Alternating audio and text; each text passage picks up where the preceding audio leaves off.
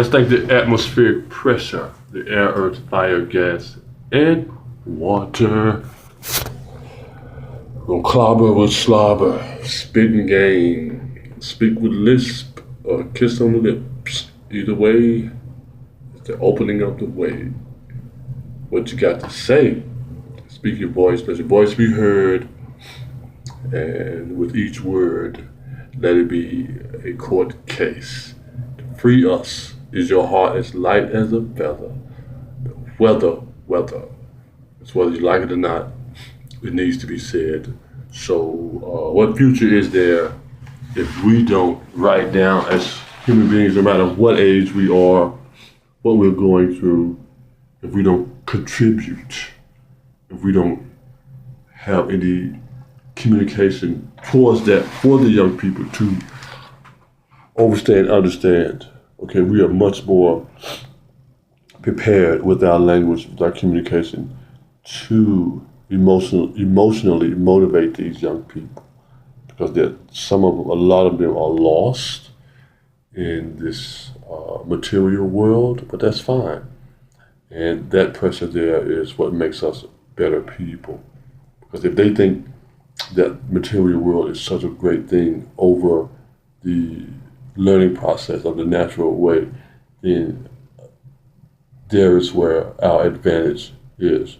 We can teach them the memory of that we have, the calculations that we can do in our heads, the recall of events, phone numbers, the dates, times, all of that. You see, just from our heads, from just naturally standing there talking to them, just like the Dogon did, with looking out in space and seeing another galaxy. You see, didn't need a machine at all, or like Benjamin Banneker did, just use his memory to remember the blueprints of the White House that he saw when the European guy, the French so-called guy, broke away and said, "Hey, I'm through. I'm bailing out on you all."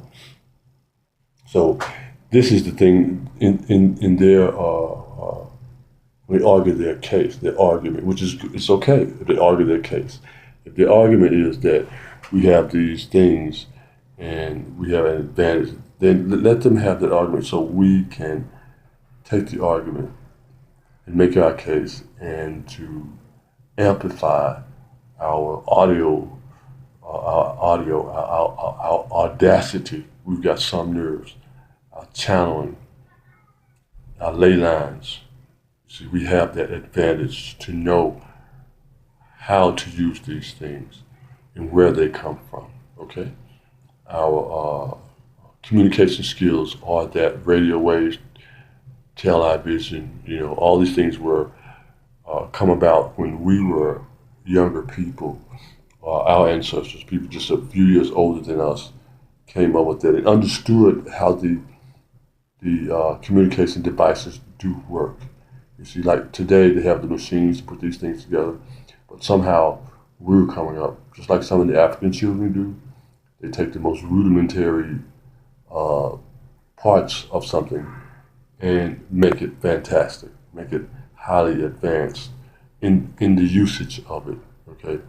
And just as when we were coming up, we didn't have a lot of the machines to use, and yet we came up with the usage of it in a clever way in order to make our lives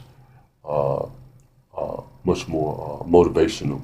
So yeah, I like the young people when they try to use that technology as we're more advanced and all of that, and because we have to let them make the case, the argument, because that's what court cases are. That's what we have to show them and to put onto them that this is what we're coming to with society as well.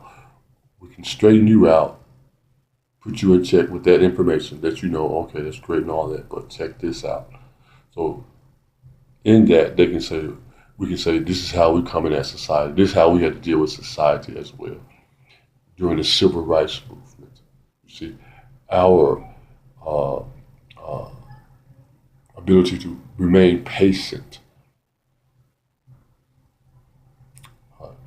and to hold on to your emotional selves, not emotional irritation up against these people, is how we got here. It's how they got here, okay?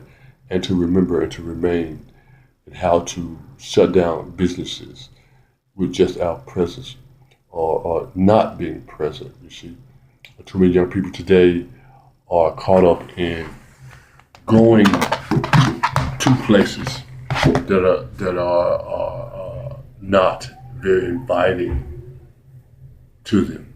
You see, and using an economic base that isn't marketable specifically to our culture, to each other.